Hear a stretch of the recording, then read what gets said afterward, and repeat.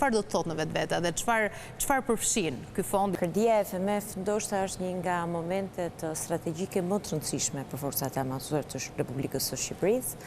FMF-i është një mekanizëm ose ndryshe si quhet Foreign Military Funding, pra fondet e huaja ushtarake që çdo vit që nga 1970 Shtetet e Bashkuara dedikojnë për shtetet dhe për aleatët e tyre më të afërt, që kryesisht janë shtetet të NATO-s, po edhe aleat të tjerë me të cilët ata bashkunojnë.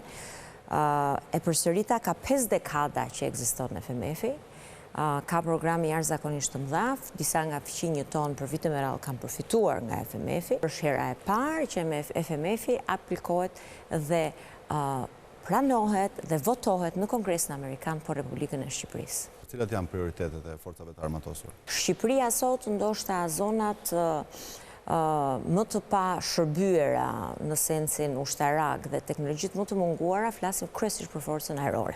Pra, forca ajrore është një nga 4 domenet. Përmes kësaj kredie do të rritet flota e helikopterëve të forcave të armatosura. Ne kryesisht jemi të kujdesshëm gjithmonë kur blejmë produkte ushtarake të jenë dhe dual use. Pra, këta helikopterë nuk janë vetëm helikopterë që mund të përdoren në zona lufte, siç janë përdoren nga shumë shtete, por do jenë të pajisur me përdorim edhe kërkim shpëtimi, mjekësor, kundra zjarreve e të tjerë. Gjithashtu shtojmë përmes kësaj kredie fuqinë e zjarrit tokë-ajër.